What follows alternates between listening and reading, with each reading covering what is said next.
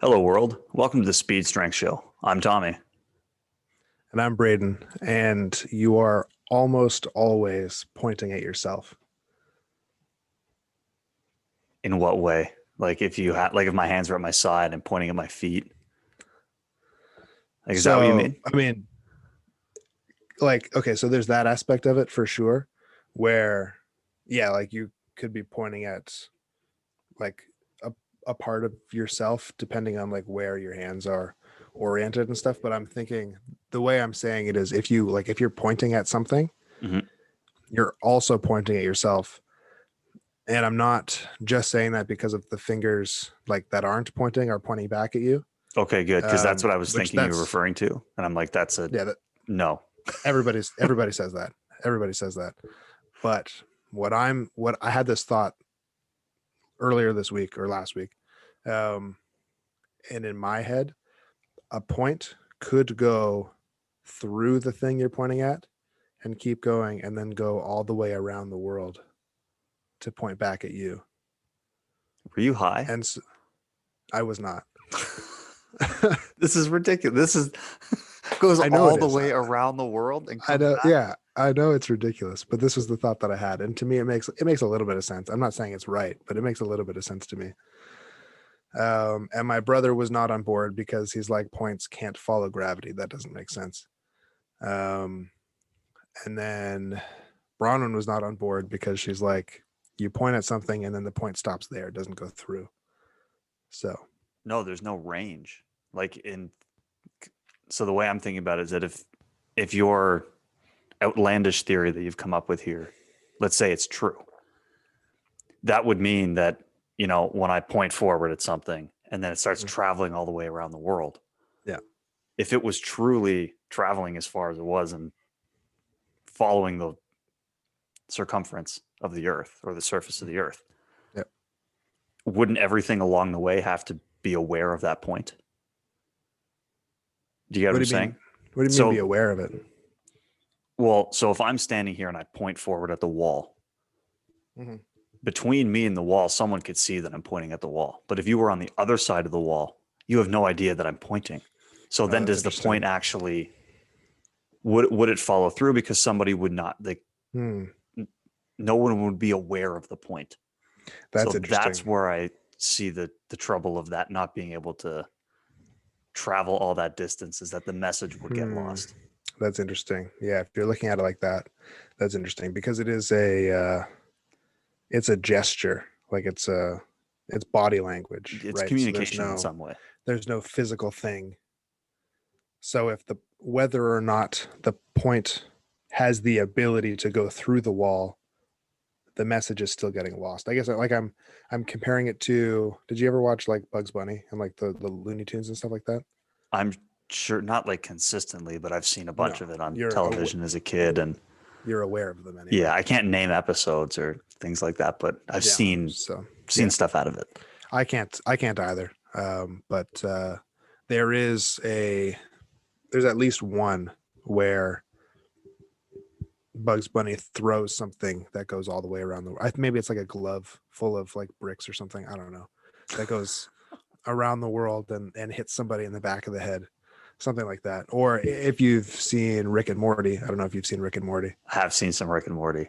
Okay, there's an episode of Rick and Morty where something they have to leave Earth or something is happening to Earth so that they need to find different like sustainable planets that are within whatever distance they're able to travel in an appropriate amount of time. And there's one planet that's just it's the same, exactly the same as Earth. It's just really, really small.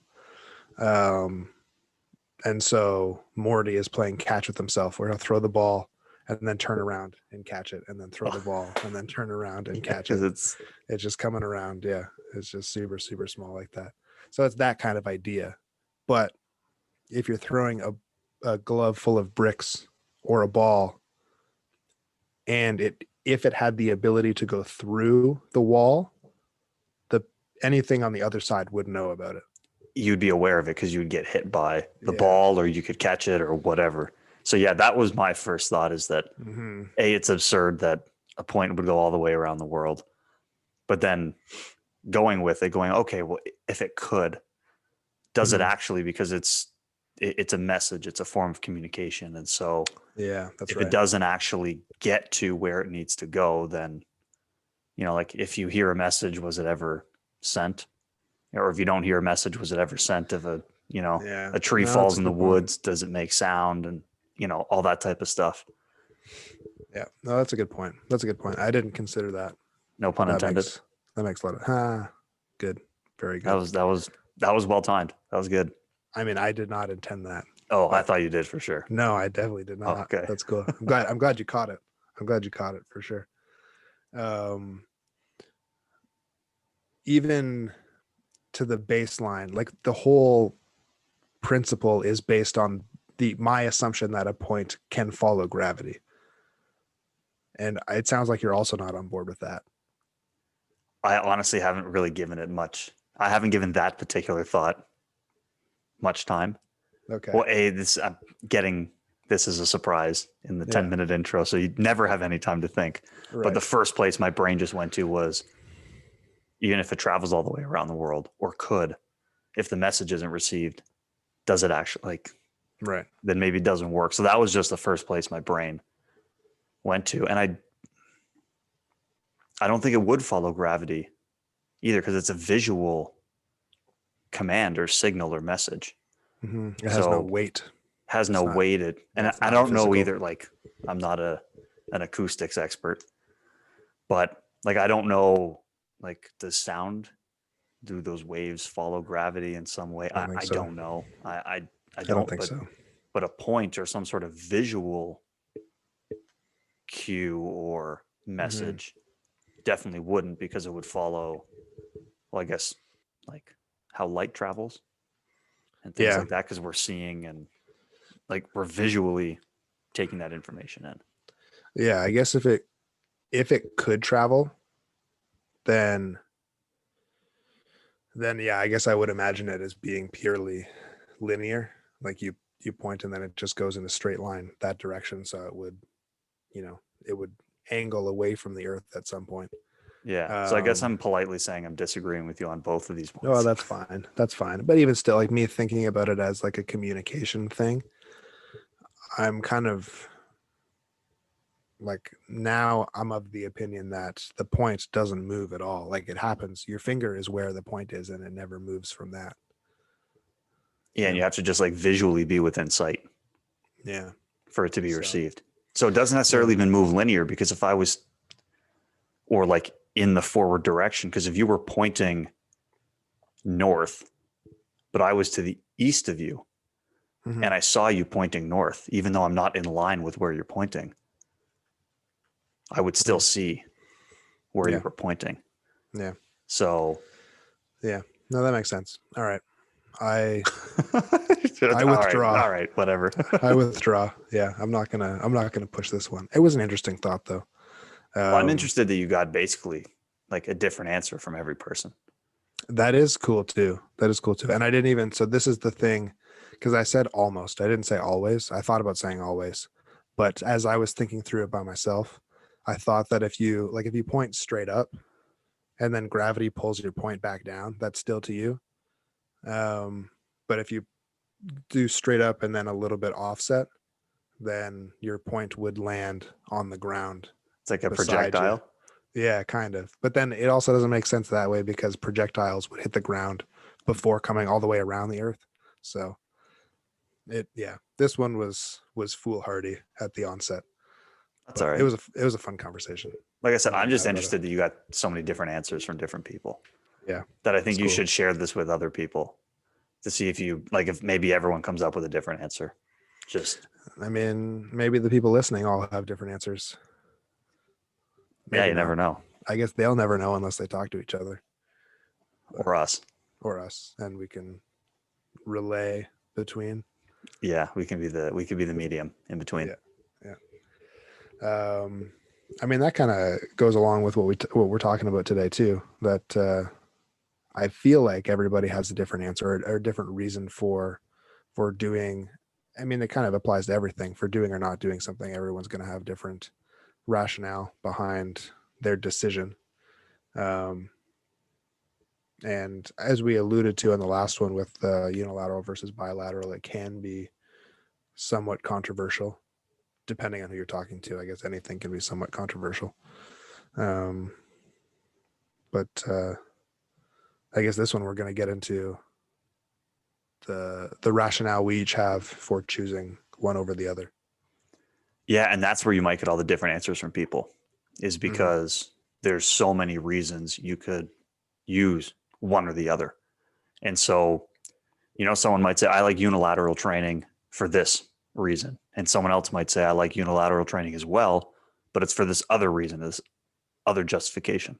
Mm-hmm. So I think that's kind of the cool thing about it, is that there's so many potential positives you can pull from each of them, that two people could be in agreement that they like to use one or the other, Mm-hmm. but they may prefer using the unilateral or bilateral exercises for different reasons, Mm-hmm. Yeah. which again makes this, to me, this is why this is such a big topic, in the sense that there's a lot to talk about. There's a lot to potentially cover, because there's Yeah. so many avenues to explore.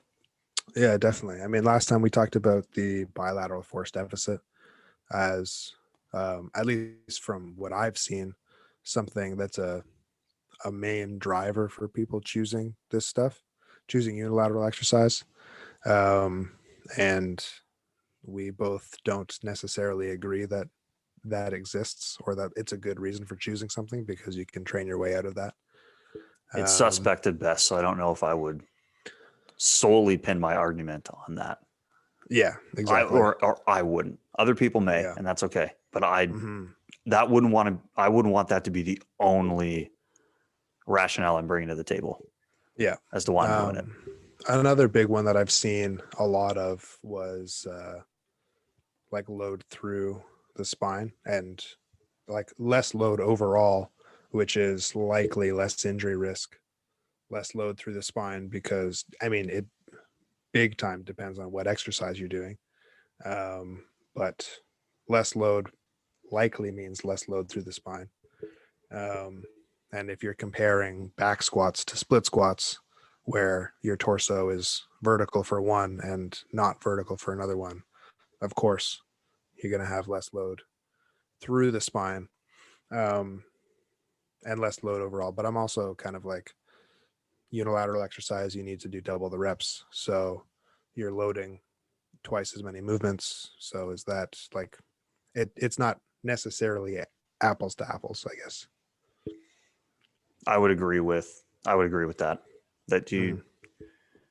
you're effectively doubling how many reps you're doing, which yeah, it's equal on both limbs, right? I do 5 on one leg, I do 5 on the other, but there's still global loading on the body, whether that's coming from the nervous system or, you know, with 5 reps, you wouldn't get a, you know, respiratory and heart rate and things like that. I don't think matters that much, but Speak for yourself. uh, but there's still global load that's on the Yeah. body that is now taking place for 10 reps instead of 5 Yeah. on each leg. So it's isolated to just the limb. So yeah, like you said, there's going to be a host of scenarios or reasons or rationales as to why you might use one or the other, and that's kind of what we'll touch on today, is going Mm-hmm. into these wide variety of reasons. And I mean, we could start things off. I think one of the big benefits of the bilateral loading is that greater overall load, typically Mm-hmm. on the global system. It's it in most cases, I would say it's easier to put more absolute load on the bar or on the body as a whole than it is with unilateral or pseudo unilateral movements. Mm-hmm. Yeah, definitely. It's not like, it's not just about the force that you can produce through each limb, for sure. Like, it's definitely, um, being able to stabilize and support and control and yield under a certain amount of load. It's literally different, and if it depends on the sport too. Like, um if you're a golfer, and the heaviest club you have weighs less than a pound, and the ball you're hitting weighs less than a pound, then does that matter? Probably not. But if you're an NFL offensive lineman where you need to be pushing around people that are 330 pounds regularly, then, you know, being able to manage that amount of weight is it's going to have an impact on your performance, I would imagine anyway. Not to mention, like, you'll have to stiffen a lot more. Actually, that was another thing that I saw as a benefit for unilateral, is that you need to, because you're inherently less stable, you need to stabilize more, and then therefore getting more like trunk activation and stuff, which I'm on board with that. You're getting definitely more in different directions, like more different directions are working in a unilateral sense compared to a bilateral sense. But personally, I've never felt more core activation or the need for more trunk stability than being under a maximal squat.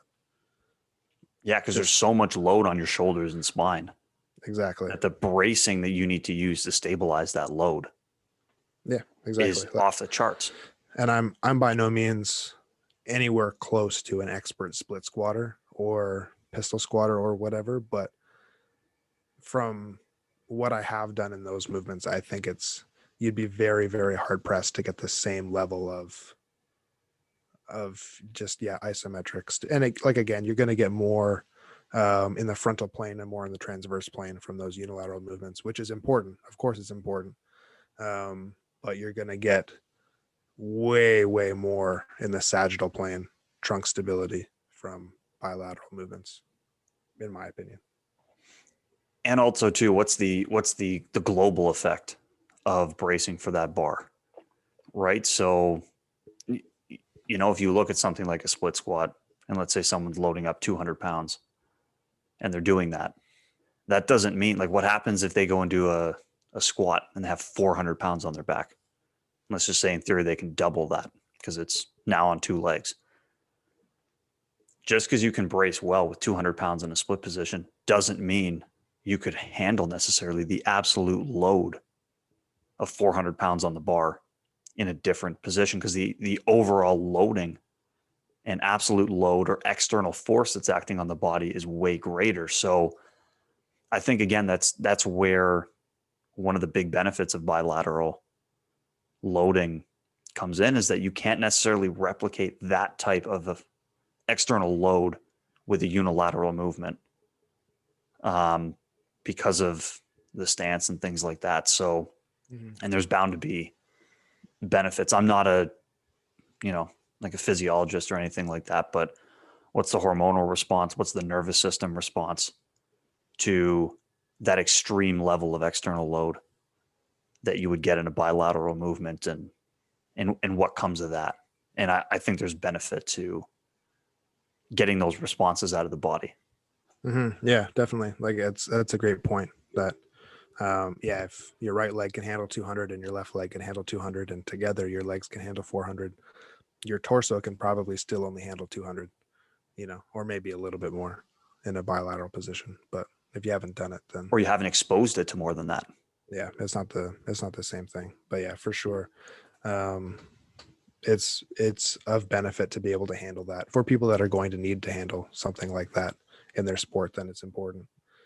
And yeah, to your point, like, I'm not a physiologist either. So I don't know like, I had a real hard time finding the research on what the physiological response is to unilateral versus bilateral exercise. But that's something that Cal Dietz has talked about, where Yeah. he strayed away from unilateral because it didn't have the same hormonal response, because you can't load it as much. But then he also started doing like safety bar split squats, where you're holding like a bar or the rack or something for stability, so that balance isn't as much of an issue. It's still a unilateral, or like that split position, kind of in between unilateral and bilateral. And he said anyway that he had people, like females, lifting upwards of 300 in that kind of split position, and males lifting upwards of 500-600 in that split position. So in that sense, you can get the hormonal response. Again, I don't know how much it plays a role. The research on it is virtually non-existent. So I don't know. And that to me is the like both sides of the fence. So the bilateral exercises can give you a tremendous benefit in terms of global loading because you can put more weight on the bar. So any of those central responses or global responses out of the body, you'll get more out of it because there's more external load. As where the unilateral exercises might be better at loading the peripheral aspects, right? So, like you said, I 200 pounds on one leg, 200 pounds on the other. Okay, you double it, bilateral deficit, whatever.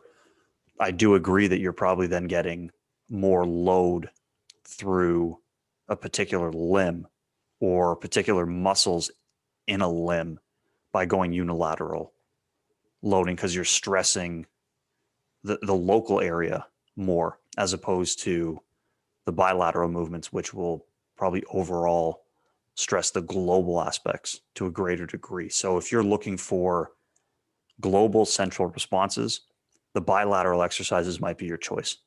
If you're looking for overload or specific adaptation at the level of certain muscles and certain limbs, then maybe you're best to pick some unilateral exercises because you could overload those particular tissues more in a concentrated or focused way compared to uh, like a bilateral exercise. Yeah, definitely, definitely. And that was something else that I thought about with unilateral, especially if you're doing more of an isolation movement. Like if you're talking instead of doing like a bench press, if you're just doing a pec fly, or instead of doing a single arm dumbbell press, you're just doing a single arm pec fly, and you're isolating that muscle, then you you can focus on that muscle a lot more closely, and try to have it contract in the specific way that you want it and limit the amounts of compensation.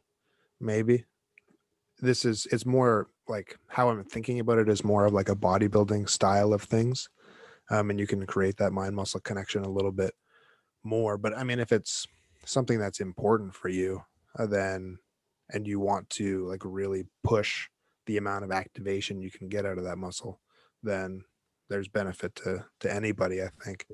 Um, but yeah, I think the unilateral allows you to focus a lot more on the movement because there's just like there's one thing happening, especially if it's an isolation type exercise like that.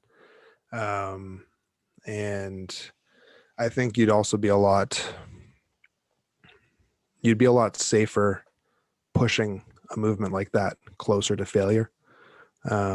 So from that aspect, you're talking about overloading the more distal elements, the limbs and that sort of thing, then I think you could get away with that a little bit more in a unilateral, and pushing closer to the failure like that.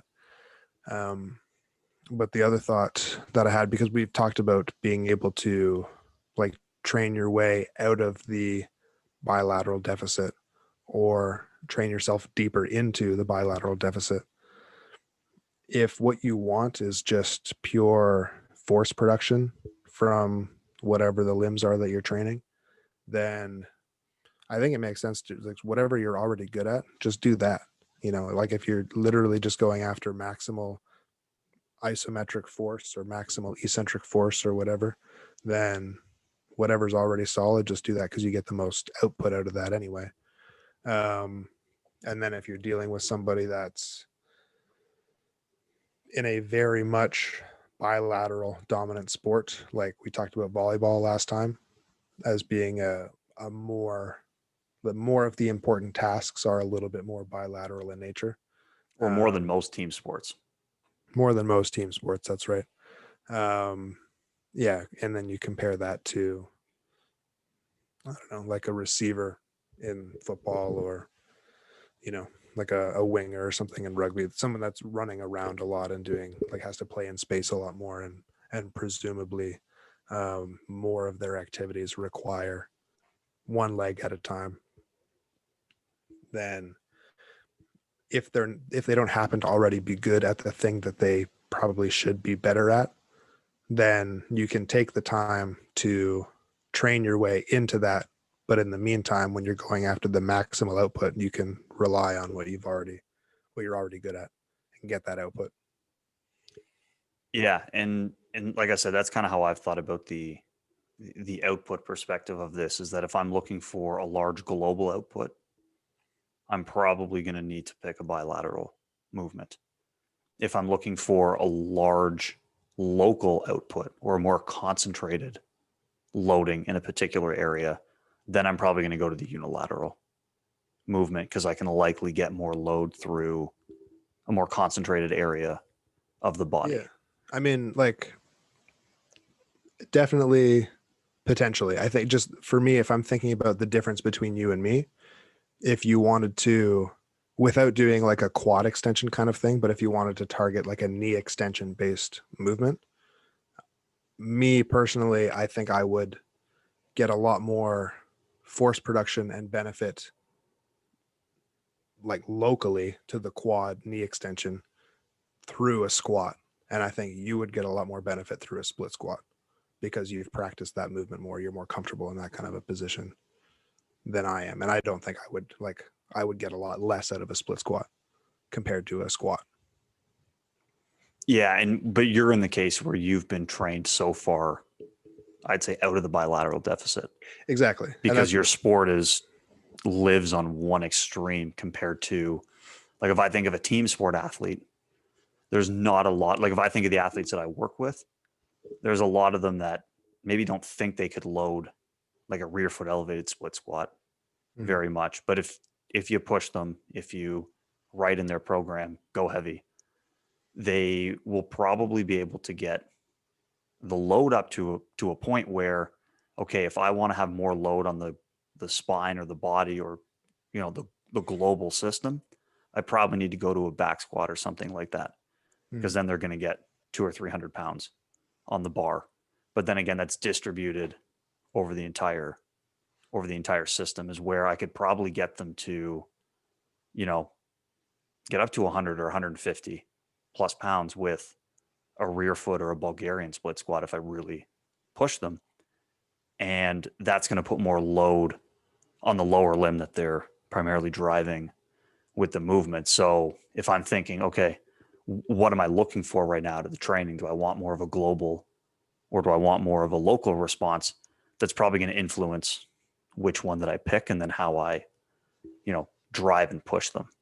Because again, that's someone who maybe lives in the middle. They're not, like I said, with your case with the powerlifters, I agree, because they live on one extreme, and they're so trained out of the bilateral deficit, may not be relevant anymore. Yeah, definitely. No, I agree with that for sure. And I mean, we know the bilateral deficit exists to some extent, at least in people that are relatively untrained, and athletes coming into university are a lot of the times relatively untrained. So they're going to have, like, they're probably already going to be better, or be more towards that side, the unilateral side.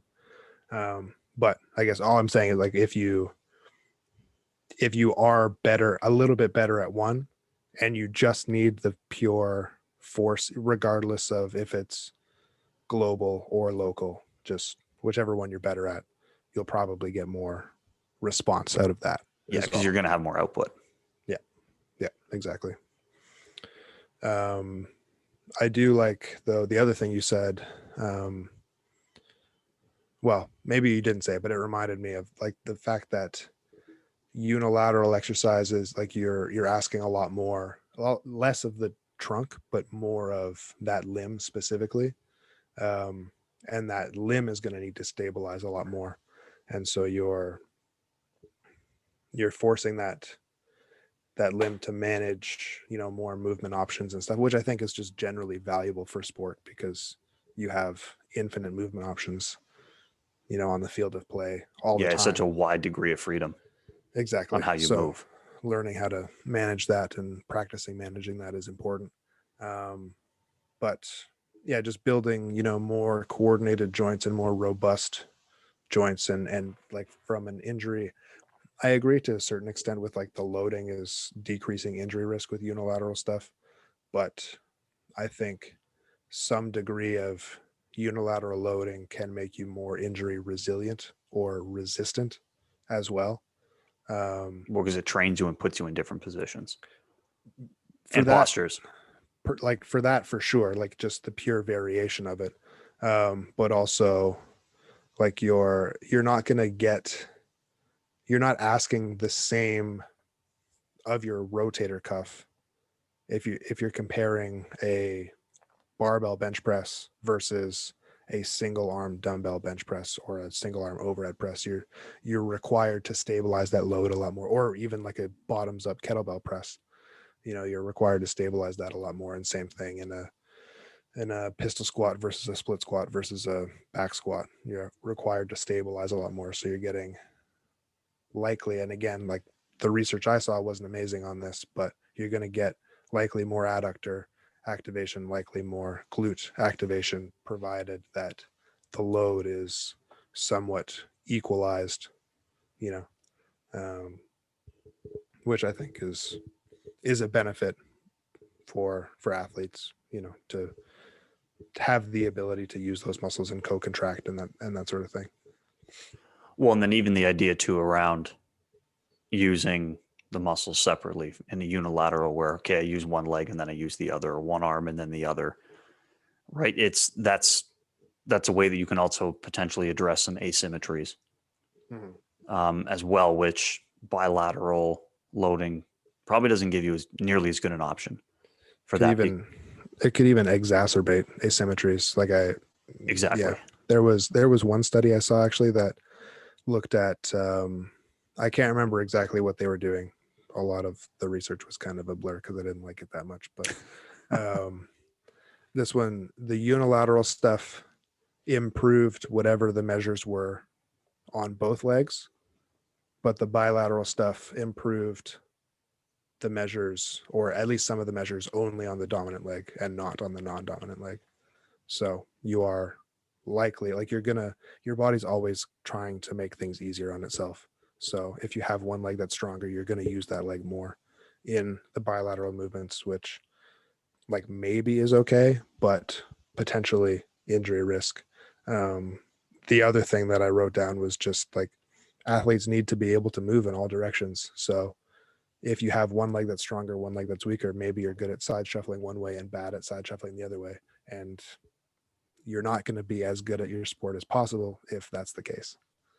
And that's the thing. So if you do identify obviously some sports have asymmetries that are needed because sports are asymmetrical. So you obviously don't want to train them out of the needed asymmetries. But like you mentioned, if there is some asymmetry between left and right or top and bottom or wherever it exists, you can make progress on that with unilateral training, as where with bilateral training, you probably won't. And like you said, you might even make the problem worse, or the gap between left and right be even larger as a result. So I think that's, again, another reason where you may want to decide, okay, I've recognized this asymmetry. It's something I want to address. Then you're going to have no choice but to go to some form of unilateral training and loading, because if you load it bilaterally, you're likely not going to see any progress in that area. Mm-hmm. Yeah, definitely. Definitely. So yeah, it's important to keep that in mind. And like even people like I've started to, what I used to do is think about like this specific unilateral exercise would be good for this person to like, it's just a unilateral exercise, which would be good for them because powerlifters never do unilateral stuff. Um, but also to like target whatever weakness that I think that they have. Um, but I've started to step away from that a little bit, where it's just, I don't care what the unilateral exercise is as long as you're doing something. And if I want it to be a knee dominant one, then like, here are 3 options you pick. I don't care. Yeah, If whether I it's a want it to lunge be, or a rear foot elevated, who cares? yeah, exactly. So, um, there is like from that aspect of like evening things out a little bit so that you're not getting crazy twists in your squats and deadlifts and things like that. So that you're not, pulling on one side of your vertebrae more than the other, or even honestly, just like a performance thing. If like you got two legs, so if one leg is weaker, then let's strengthen that leg so that you can produce more force on that side, and you can use, and using them evenly is a benefit. But as we've talked before, like many times on this show, like your weakest link is the thing that holds you back. So if you can strengthen it, now you're stronger, now you're faster, whatever. So Yeah. um yeah, there's even like people that always need to be on two legs, I see a ton of benefit for sure. And then on the flip side, I mean, as much as you can use unilateral to address the asymmetries and things like that, if you look at something like bilateral movements, they're typically less time consuming and easier to teach. Yes, So definitely. I think again, I'm not what's the positive, what's the negative, but here's what unilateral will do really well. You can probably address some of those asymmetries. You can, like you said, you can start to train or address some of the weaker links in the body if you've identified that. But then on the flip side, if don't want the workout to take forever, or you want to get through the session faster or whatever, bilateral movements are often a little bit easier to teach and they take less time. So that might be a benefit that you want to tap into, again, depending on the scenario, right? Because if you did 5 exercises that were unilateral, you in theory would have double the amount of reps if you did 5 exercises that were bilateral. Yeah. Even there, it's another thing that depends a little bit. Like Very much. I saw that kind of thing. And like, yes, the bilateral is going to have a lot, like half the reps. You're also probably going to have double the load, which could, depending on the person, like you have to do a bunch of extra warm up sets to get there. You could, like those sets could be a lot more taxing because of that. The unilateral sets could also be a lot more taxing because of the number of reps that you have to do. So there is balance there, but definitely the teaching aspect of it, a lot less time.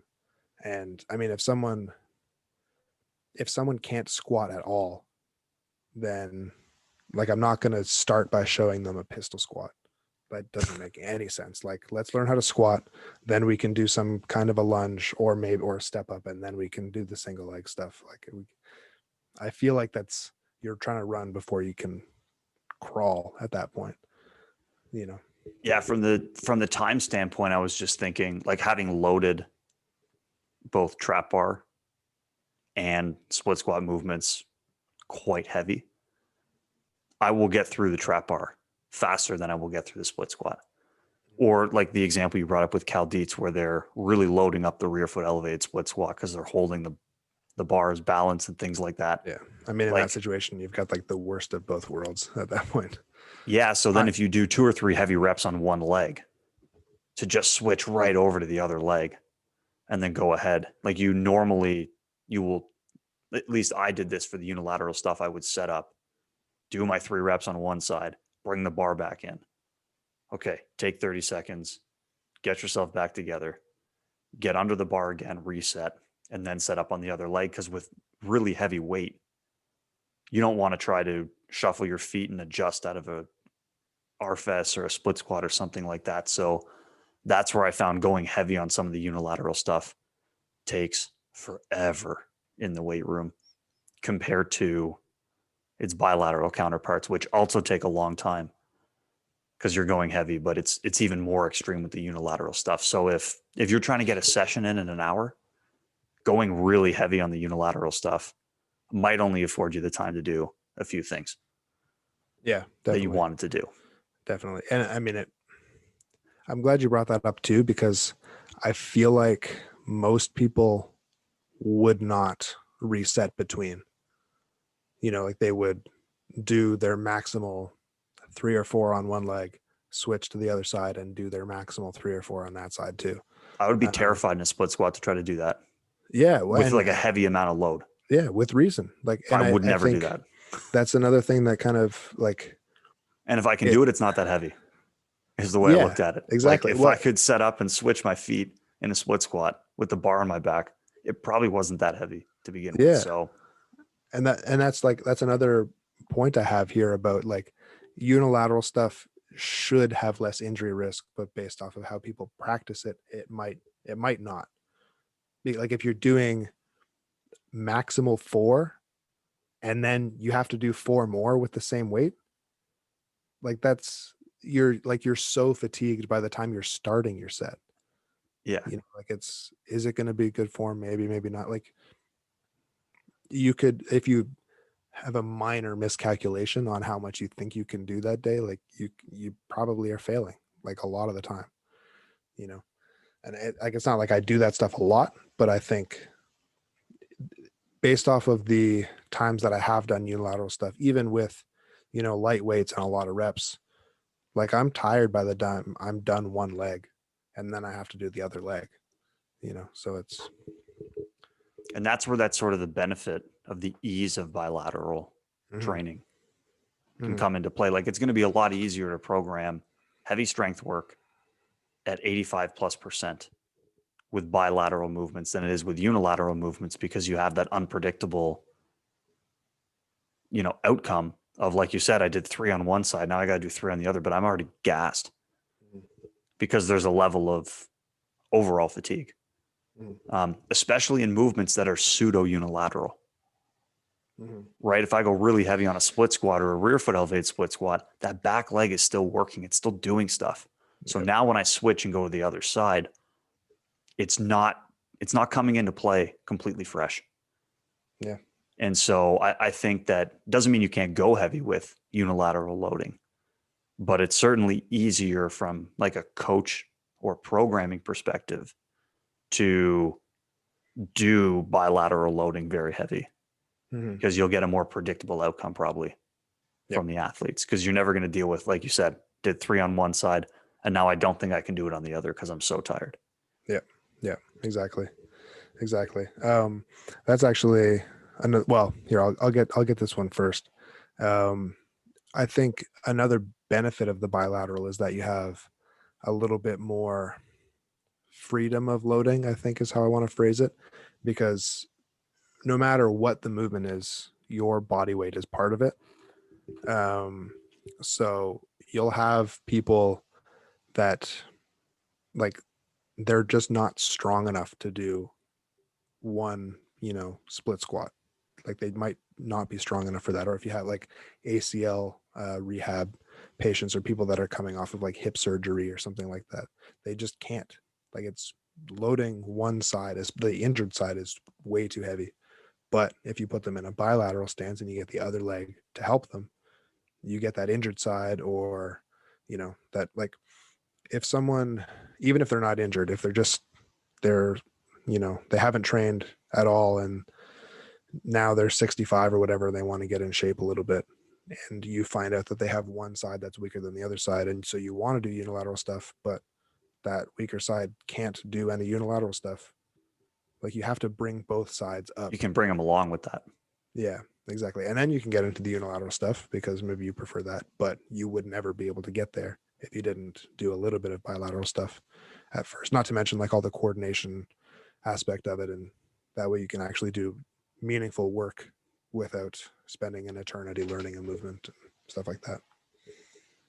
Yeah, and again, like it highlights the benefits on both sides. And at least to me, this is showing why it's such an expansive topic. Mhm. That it's not just as simple as, oh, I'm going to pick a bilateral movement because I want heavy weight. I'm going to pick a unilateral movement because I want to remove an asymmetry. Like it's not as simple as something like that. There's so many variables that go into why would you pick one over the other. That, like you just mentioned, there's a scenario there where one limb might be weaker than the other, and there might be times where you use a unilateral movement to remove that asymmetry. But you've just described an example where you could use a bilateral movement to at least help get one of the limbs along if you're injured or detrained or things like that. So there's a scenario where both of them could potentially work depending on how you were gonna use it. Mhm. Yeah, definitely. Um, the other thing that you kind of uh, it reminded me where you said the bilateral stuff could be a little bit more predictable. Um, I did see a little bit of research that showed unilateral exercise, and again, like the population maybe isn't super great for this, but progresses faster. Okay, so if you're looking at like a 6 week training period or something, unilateral exercise progresses like faster for the first 4 weeks or whatever, and then kind of plateaued a little bit. And then the bilateral exercise progressed slower, but continued to progress for all 6 weeks. And then looking at like a period of detraining afterwards, the bilateral exercise group maintained their strength or maintained their whatever the measurements were um, better than the unilateral group. So more progress, potentially less consistent progress, progress that, detrains faster compared to the bilateral group where it's steady, more consistent, not as huge gains, but more solid. It's not going to go away as easily.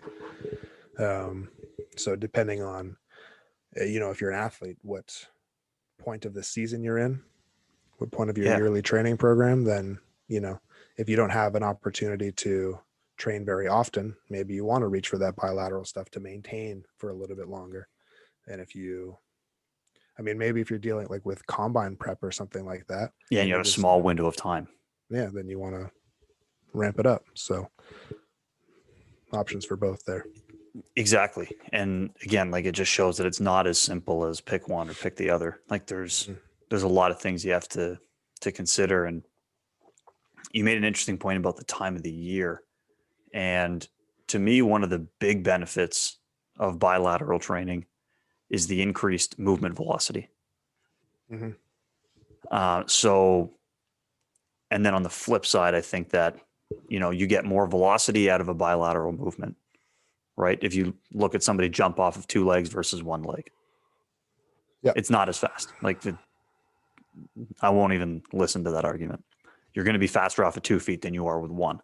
Mm. But then on the flip side, I think you get more force production, as we've talked about before with the unilateral Mm-hmm. movement. So because it's a longer window of time, you have more, but you potentially have a larger window to apply force, right? Mm-hmm. So I think again, depending on the time of the year, right? If you're like earlier in the year, you want to focus on more general qualities and things like that. Maybe the unilateral is better because you can get more force production. You have a window of time to produce the force that isn't necessarily matched as well to sport. But then at some point, we need the tissues to be moving fast. We need them to be exposed to velocity. Maybe that's when a bilateral movement comes into play later on. If I want my athletes to move as fast as they possibly can from like a tissue or, muscle standpoint, I probably have to use bilateral movements to get the muscle to move or to get the limbs to move at that velocity to get some of those adaptations. So I think that's another consideration, is that you might get more force out of the unilateral, but you may get more velocity out of the bilateral because you can get more movement speed out of it. So depending on what you were trying to attack, that may also play into the factor, which for me, being in a sport where speed is a premium and the whole sport is predicated on speed, Mm-hmm. that's one of the first places my brain goes to with prescribing exercises is what we're doing. Does it match the demands of the sport? And at a time of the year where we want to move really, really fast and we have to be, competing in a championship, I would rather my athletes do like an assisted 2 foot jump with a Mm-hmm. band where Yeah. the movement velocity is as high as it possibly could be Yeah. compared to a single leg movement that maybe looks more specific. But I don't care if Yeah. it looks specific. I'm looking for a particular adaptation. So that's another, to me, maybe one of the biggest things to, at least for me personally, in the environment that I work in, to consider. A little Mm-hmm. bit different for you because you live in a sport that's on one extreme, on the complete Yeah. other side of the spectrum. Yeah. But no, I mean, I 100% agree. And I've heard other people talk about using the unilateral stuff earlier in the off season. Um, obviously like the increased force output per limb is a big benefit, and that's a good time to be doing that stuff. Um, you're also, you don't need as much load to get, a meaningful stimulus.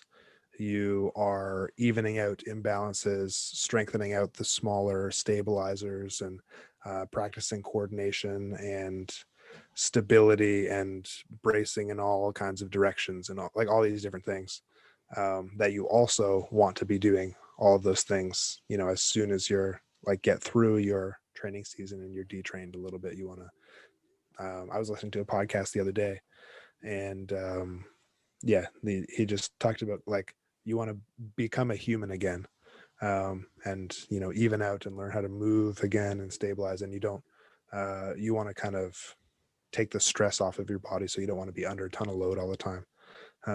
So I 100% that makes sense to do that kind of a thing there. Um, and yeah, I mean, speed for sure, you're going to get more speed off of two legs. Um, I'm excited for the next one where we talk about like a little bit more application and stuff. So I don't know how much I want to get into it. Man, like if I think about sport, the things that sport, this is how I'm going to define it anyway. We can, maybe clarify uh, nomenclature a little bit. In my head, the things that sport does that are fast are on one leg. And I guess I, to me, that's like, or like one limb at a time. And to me, that's running mainly is one limb at a time. And that's the fastest thing we're ever going to do. And throwing is probably the main other one, which is one arm at a time. Um, and to me, jumping is like, it is for sure speed, but to me it kind of like blends the speed power kind of line. um Change of direction, like rapid change of direction, I think a lot of that stuff is kind of like blending the speed power line. um Tackling and blocking and those sorts of things. And if you're doing like a two arm or a two leg throw kind of a thing, that's more towards the power side, like the strength side of power, I would say. um and so to me, a lot of the power things are happening on two legs, and the speed stuff is happening on one leg. And I know like to train speed, you need to go fast. So like there has to be some element of two legs used to get that speed. But I don't like, that's just like thoughts that I was having where like, and especially like if you're running and stuff, you have momentum on your side with that stuff. So you don't need to be producing a lot of force. So you can do stuff fast on one leg. And yeah, I don't know. It's not fully formed ideas yet, and I'm rambling a little bit, but that's kind of where my head's at. Yeah, my thought is just the time of the year when we want to move fast, we also need to be moving as fast as possible Mm-hmm. in the weight room. And some people may disagree with me because they may look at it similar to how you've talked about, where it's a coordinative thing. And it's like, well, I'm sprinting and changing direction on one leg most of the time. So what I do in the weight room that needs to be fast is on one leg. But to me, they're so far disconnected Yeah, and I that see I your would point too. rather the underlying physiological or biomechanical property be trained to the fullest extent. So if that means making the muscle contract and relax as fast as possible, whether it's on two legs or one leg, doesn't matter. It's still going to have to be transferred over into the movement skill to some extent. So I'd rather get the most benefit possible with that increased speed from a two limb movement than a single leg or a single limb movement. But again, there's going to be people who disagree with me. The track people would say I'm looking at that more as a strength coach. And I would say back, well, they're just looking at it purely from a coordinative standpoint and not taking into account the other things. And that's an argument that could go on for forever. But there's no doubt that you get more velocity out of 2 limbs than you do 1. So at the very least, if you're deciding between 1 limb or 2 limb, know that you probably get more speed out of 2, and you probably get a little bit more force out of 1, at least from a Yeah. general overview. And then you can Yeah. argue the specifics based on the actual context you're dealing with. Yeah. And I mean, I 100% agree with you. And like, if you want speed and you're comparing a single leg jump to a double leg jump, like I'm 100%, I'm choosing the double leg jump all the time. Yeah, you would, for me, thinking about it, you would have to set up the single leg stuff in a different way if you wanted to use it for speed.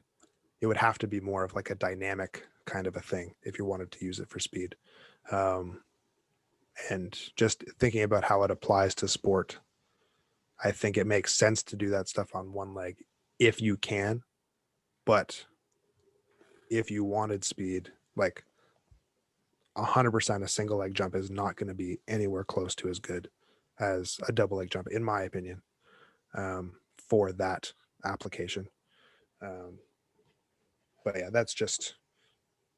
it's on my sheet, and you talked about it, so I had to bring it up. And we'll get into it more next time for sure. Yeah, and that's just, again, it's another factor that's in play, right? It's another thing to consider, and at least, like I said, that's something that I take into account when I'm deciding between single leg or double leg stuff. Like personally, I like to do a lot of the strength stuff with 1 limb because I'm trying to get force, and I can probably produce more force with that. But then on days that I want to move faster and I want to get more speed out of the stuff, I tend to use double arm or double leg movements because the movement velocity is higher. Yeah. So again, it's something that I consider, or it's one of the factors that I'm taking into account if I have what I'm going to consider equal opportunity to do bilateral versus unilateral. Obviously, if there's equipment or space limitations, that may send you one direction or the other. But if I can use an ideal bilateral exercise or an ideal unilateral exercise, that's probably one of the first things I'm considering is, do I need more force or do I need more velocity? Yeah. Yeah. No, and that makes a ton of sense. The only other thing that I have on my sheet is, and this is going to be different depending on the exercise, but unilateral potentially might need less mobility requirements. Like I'm thinking of, if you're comparing a back squat to a split squat probably doesn't need as much mobility out of the lower limb. If you're comparing a back squat to a pistol squat, you need much more mobility out of the lower limb. But if you're dealing with somebody that has mobility restrictions, then you might want to change the movement, and changing the stance of the movement is one of the ways that might help. If all you need is force production or speed or whatever, then, and you don't care about the movement specifically, then that could be one avenue that might help. Again, very movement specific, but yeah. And whether it's mobility or whether it's, I have some stuff written here about the spine position. Yep. Right. Where, being in an RFS or a split squat, it's pretty friendly on the spine because you can keep the pelvis in a neutral position and you can keep the spine upright. So you might say, oh, a unilateral type exercise might be friendlier on the spine compared to like a back squat where you have a little bit more of an aggressive torso position. You have to hinge, so you potentially have more risk. But then you look on the extreme end, and something like a pistol squat probably puts more load through the spine or puts you in a, if you can't do it, and even people who can do it well probably end up in a less than ideal spine position. But again, like you said, I think that's a good point, because whether it's, like you said, a mobility restriction or maybe spinal loading or things like that, you can change the outcome of a lot of the movements. Like you said, if you don't care, if you're just looking for a squat type movement or a hinge type movement, doesn't matter double or single leg, you might find a different option that the person you're working with can execute better by having all those in your inventory. Yeah, even just any kind of injury response. Like Period. when Yeah. when I was playing football, I had some back issues, so I couldn't, like, squatting wasn't good for me, but split squatting was fine, and deadlifting wasn't good for me.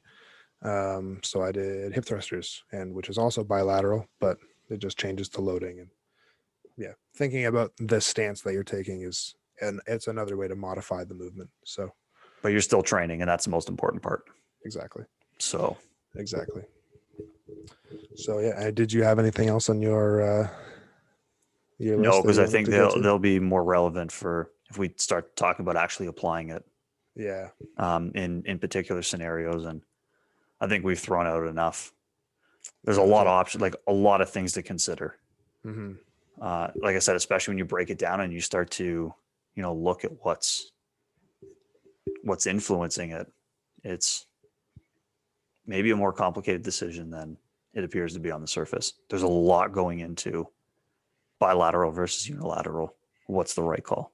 But I think it So helps to kind of, like, if you think about, like, you broke it down really well a couple of times. Do I want, like, more force or more velocity? Do I want more focal loading, more global loading? Those are, like, can the person do it? Has the person ever done it? Those are, like, really simple questions to kind of narrow down your options. yeah, and if you never take the time to consider it, then it never becomes a part of your decision making process. So as Yeah. much as we've thrown a lot out there today and a lot of things to consider, there maybe were some things that maybe a listener or a coach or someone hasn't. Oh, I've never considered that aspect of it. Well, that's good to know because now I'm going to take that into account. Hmm. Yeah, You don't know it, absolutely. you can't account for it. So That's right. That's right. Um, Same kind of thing with music. If you don't know about a group or a song or a genre that you like, then you're not going to listen to it, and you're not going to reap those benefits. You're not going to give it a try. Um, and that's what this section is all about, is putting stuff out there for people to try. That's about it. Um, so what were you listening to this week that you could well, I point people decided to? after, sharing a terrible but entertaining suggestion It last was week. terrible. Yeah, but I it was showed two. entertaining. It was entertaining. I showed two people, and neither of them made it past the chorus. So But it doesn't matter. It's one of those things you have to at least see it. yeah, sure. So let's say a lesser quality but entertaining suggestion. This week, I think I have a much more higher quality suggestion that is equally entertaining. I was listening to a lot of Judas Priest, one of like the original, you know, headbanger metal bands. Mm. So yeah, old school. I think they were like mid 70s. They first started putting stuff out. Mhm. Really got big in the 80s, but like, yeah, old school kind of classic headbanger heavy metal music. So Nice. Rob Yeah, Halford might be the greatest vocalist of all time. I assume that's Judas Priest vocalist. Yeah, Yeah, like unreal. A lot of songs about driving and cars, so I do like that as well. sure. A Um, little. What do they call that when two things clash? Like in TV shows, I can't remember if you have like I one like a the character crossover. crossover. Yeah, that's it. Yeah, Crossover of your interests, right there. I actually first heard of them playing a racing video game Oh, that's cool. because they had a song Gran Turismo 3. I think came out in like 2000 or 2001, so I was very young and playing a race car game. And Mhm. Judas Priest had a song on that game, and it was a great song to drive to. So that Yeah, was that was probably the first time I ever heard of them. Uh, nice. and so yeah, but old school kind of heavy metal, driving songs, good Yeah, stuff, good stuff. back back in the comfort zone. Yes, yeah, not in the wild, weird world of whatever it was last week I put out there. Yeah. Yeah. Well, obviously, I listened to that song. I didn't like it. I showed it to other people. They didn't like it, which is all fine. I mean, Jimmy Fallon's right then. Don't listen to that song. Don't listen to He it. had Yeah. that segment for a reason, I guess. Yeah. That's right. I honestly still haven't been listening to very much. So it's still like I still listen to K-pop, and Bronwyn, actually, this is the one thing that's different. So I'll share this one. Bronwyn showed me, it's an old song by BTS, but I haven't heard it before, and she just recently heard it and then showed me. It's called Jump. And I don't know, like it's probably now my favorite song, by them at least. And it's really, really like upbeat, bouncy. Um, Bouncy would be a good way to describe a song called Jump. yeah, that's a good point. That's a good point. Yeah, it's like heavier in spots and then lighter in spots, and yeah, just a lot of energy to the song. So um, I personally think anybody could enjoy it. Um, so yeah, you don't need to hear the lyric. You don't need to understand the lyrics to enjoy the song, in my opinion. But No, you could have no idea what the lyrics are, but if it's bouncy and you jump around to it, then yeah, it's fun to dance to for sure. So did you break out the salmon shorts to dance to this? no, I didn't. Okay, I wasn't I sure. didn't. I was lying down the first time I listened to it. So Oh, okay. yeah. I just had to check. You said you were dancing around to it, and I don't think I've seen you dance in anything but salmon shorts. So That might be true. That I might be mean, I'm true. probably wrong because we've definitely gone out before in the middle of winter, and I don't think you wore Oh, that's right. Yeah, the I salmon wasn't. shorts in It minus definitely 20. wasn't. But No, but I don't know if you were watching me dance at that time. You might have not been watching me dance at that time. no, because we've gone out Oh, I know we were together in the together. same group. I know we were together, but I'm But just I can see a possibility in which every moment that I was dancing, you were looking in a different direction. I mean, That's the all I'm pink saying. short, the salmon shorts certainly were more memorable. They draw the eye. I mean, I wasn't the only one to make the comment about the salmon shorts. I feel like everybody, you'd know. show up and everyone's like, "Hey, he's wearing the salmon Yeah, I shorts." know. I Classic know. Braden. They were the only acceptable pair of shorts I had at the time, I think. As where if you just wore a pair of pants, everyone's like, "Whatever, whatever. Yeah. It's a pair of pants." Yeah, exactly. So I just had to double check though. Yeah. I had to wear the shorts though. I run hot, so I had to wear the shorts. That's fair. Yeah. That was good. Yeah, no, that was fun. I'm excited for I'm always super pumped for these part threes to see what we've come up with and see what makes some sense to try Yeah, and stuff like that. So I'll have it'll be to fun. digest a little bit and get back next week. Yeah, so if anyone has any different reasons why you can't point around the world, then Thought you were let going us to talk know. about training, but that's Well, I was fair. going to talk about that one next too, Okay. or about different like things that we didn't think about for unilateral versus bilateral stuff. I'm sure there's tons of stuff that other people have reasons for that we didn't talk about. Or if you want us to talk about anything else, then hit us up on Instagram, Speed Strength Show, Speed Strength Performance, or Braden Southern. Yeah. Otherwise, that was the Speed Strength Show. Thanks for coming along, world. We'll see you next time. Peace.